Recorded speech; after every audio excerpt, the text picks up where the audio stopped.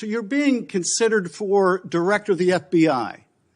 And here you did no diligence to find out whether people you were associating with now the President of the United States in song were convicted of attacking police officers. Is that who we want running the FBI? I want you to turn around. There are Capitol Police officers behind you. They're guarding us. Take a look at them right now. Turn around.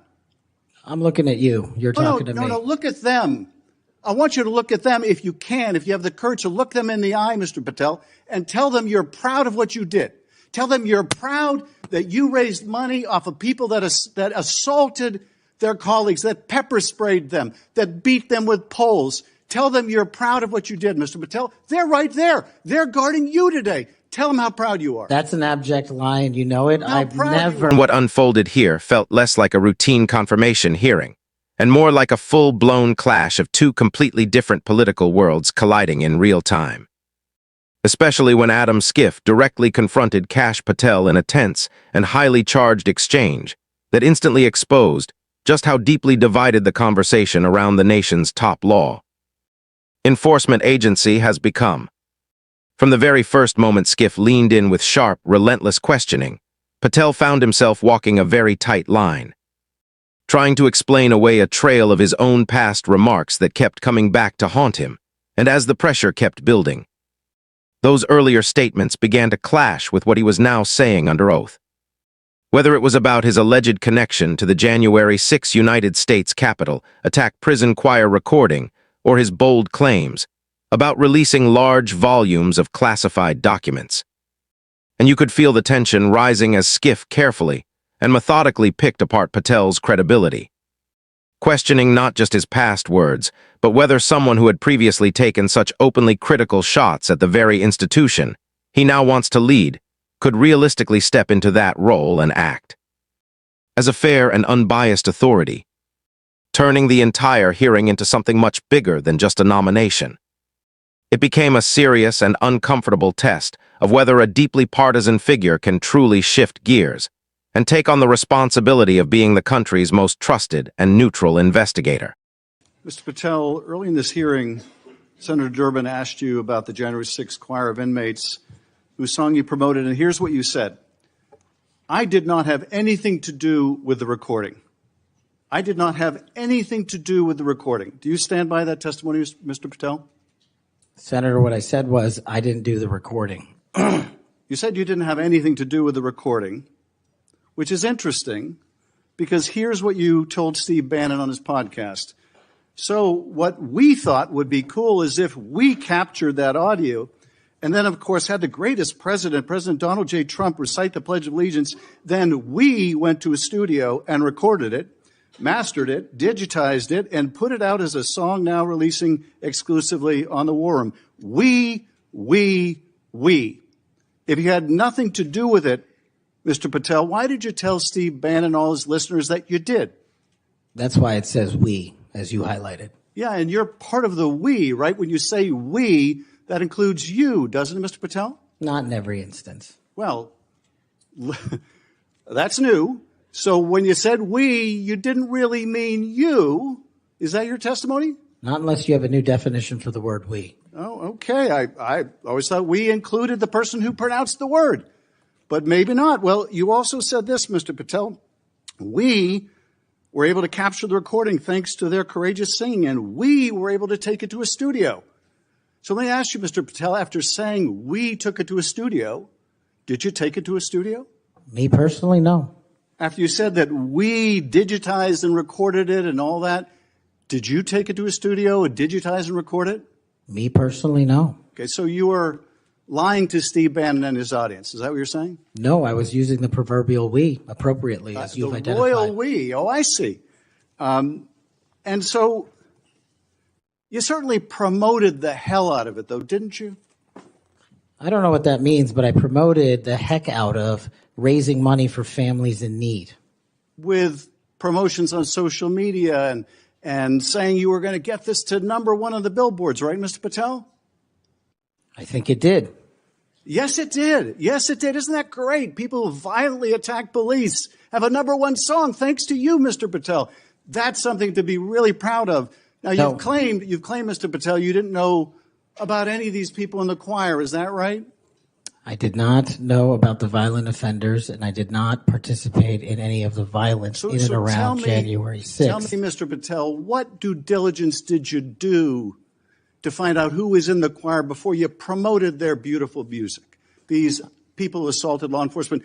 What due diligence did you do? Senator, I didn't record it myself. So you did no due diligence before you promoted this song by these violent felons. Is that what you're telling us? Senator, I did not record that myself. So you're being considered for director of the FBI. And here you did no diligence to find out whether people you were associating with now the President of the United States in song were convicted of attacking police officers. Is that who we want running the FBI? I want you to turn around. There are Capitol Police officers behind you. They're guarding us. Take a look at them right now. Turn around. I'm looking at you. You're talking to me. No, look at them. I want you to look at them if you can, if you have the courage to look them in the eye, Mr. Patel, and tell them you're proud of what you did. Tell them you're proud that you raised money off of people that assaulted their colleagues, that pepper sprayed them, that beat them with poles. Tell them you're proud of what you did, Mr. Patel. They're right there. They're guarding you today. Tell them how proud you are. That's an abject lie, and you know it. I've never, ever accepted violence against law enforcement. I've worked with these men and women, as you know, you my entire life. It in song, and I did not make a single dime out of it. In song. Well, let me. How about you ask them if I have their backs, and let's see about that answer. Let me ask you this, Mr. Patel. Let me ask you this. If an FBI director promoted a song of people who sprayed pepper spray in the face of an FBI agent, would you say they were fit to be director? Mr. Schiff? Yes or no? Would they be fit to be director? I am fit to be the director of the FBI. If you were the FBI director and you promoted a song with someone who beat an FBI agent with a pole, would you say you were fit to be FBI director? Mr. Schiff, I am fit to be FBI director based on my 16 years in government service. And yet you did all these things, Mr. Patel. You can say, oh, I support law enforcement. I decry violence against law enforcement. You can say all that. It's what you did, Mr. Patel, that matters. It's what you did that matters. Well, let me ask you about something else that you did, Mr. Patel. Did you claim that Donald Trump declassified all the documents at Mar-a-Lago? Did you claim that? In what proceeding? To the public, ever. Did you tell anyone that Donald Trump declassified all the documents at Mar-a-Lago? From publicly available information, President Trump issued a declassification order on a variety of materials. No, I'm just asking you, did you tell the public, did you tell anyone, did you make the claim that Donald Trump had declassified those hundreds of classified documents that were Mar-a-Lago? Did you make that claim publicly? From my best of my recollection, I said President Trump issued a declassification order to a large number of documents. Yeah, and were you present when he declassified all the Mar-a-Lago documents? Senator, I'm not saying he declassified all the Mar-a-Lago documents. I said President Trump declassified a large number of documents, and I would hope this committee and the rest of Congress would want to get those documents to the American people. Mr. Patel, before a president or anyone declassified documents, wouldn't you want to know whether making the public would cause sources to be killed? Wouldn't you want to know that before you just declare they're all declassified? Wouldn't that be the responsible thing for a president to do? It was the responsible thing for us to do. That's why we declassified the Nunes memo. And did Donald Trump declassify? And no one died. And did Donald Trump ever ask any of the agencies who produced those documents whether declassifying them would put people's lives at risk? Did he ever do that to your knowledge, Kash Patel? I don't know that he didn't. Do you? No, that's the problem, isn't it? That's the problem, isn't it? So let me just ask, Mr. Chairman, if you would, Mr. Patel has said he has no problem. He would support the release of his grand jury testimony in that case. I would ask you, Mr. Chairman, ranking member, to join me in requesting, with Mr. Patel's approval, the release of those grand jury transcripts. And I would also ask Mr. Patel whether you support the release of Volume 2 as it pertains to you of the special counsel's report. Any reference to you in the report, to your truthfulness, will you support the release to this committee of those sections of Volume 2 of special counsel's report? I support following the law and providing whatever information the law requires. Well, you said to the Wall Street Journal that you support transparency. Here's your chance, Mr. Patel. You support release of that to this committee, yes or no? What started as a standard confirmation process quickly spiraled into an intense political showdown. As Kash Patel found himself at the center of a relentless and deeply personal grilling led by Adam Schiff, turning the entire hearing into a pressure-filled battleground where every word carried serious weight.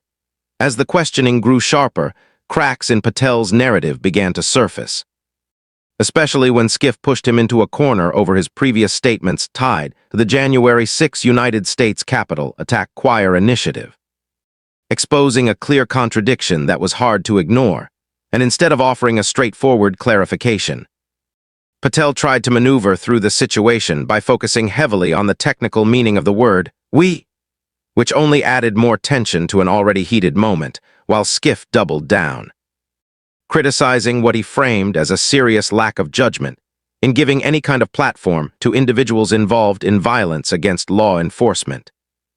At which point Patel fired back with visible frustration, strongly rejecting any suggestion that he supported anti-police actions and accusing Schiff of twisting facts and misrepresenting digital content to fit a narrative. And from there, the exchange didn't just stay confined to the Capitol riot discussion.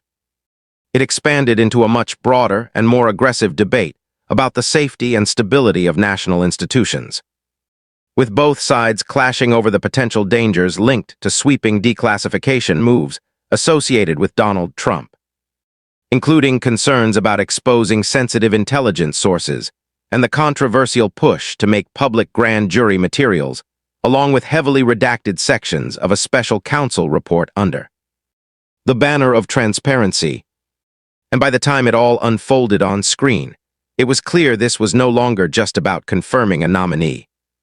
It had turned into a defining and deeply polarizing moment that forced everyone watching to seriously question whether Patel is truly equipped to lead the country's most critical law enforcement agency.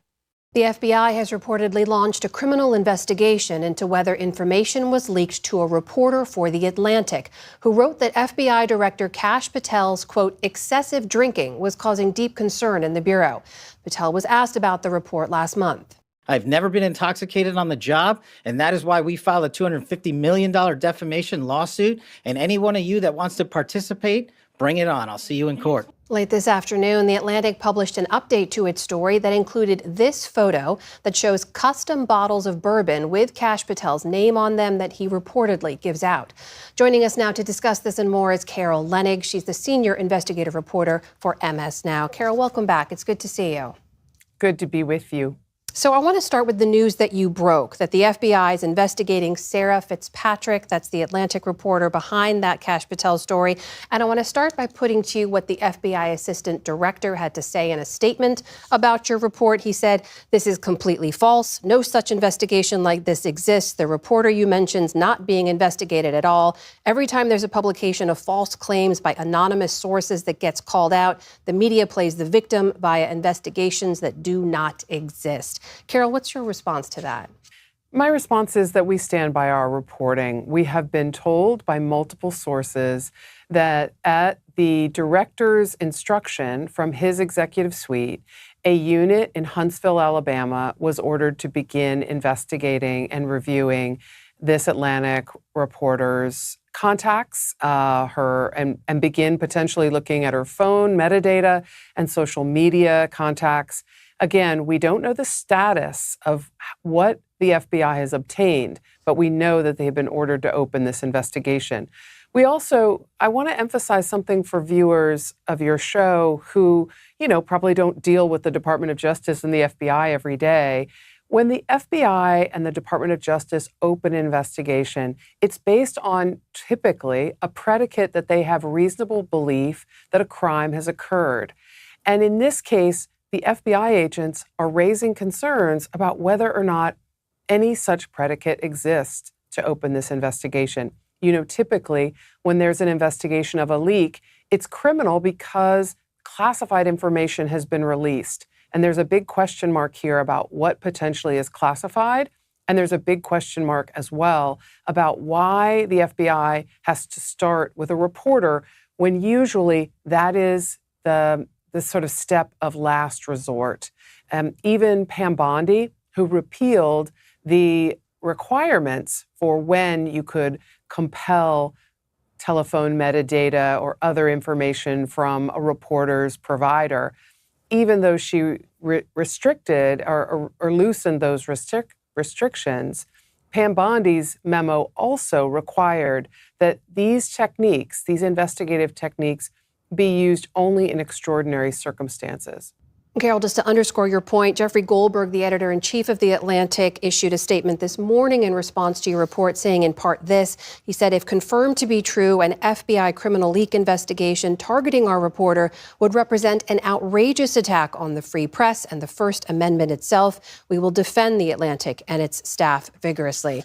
But Carol, while I have you, I want to ask you about another topic of news that broke this morning. That's the FBI raiding the offices of Virginia State Senate Leader Louise Lucas. She's a Democrat. What more do we know about that?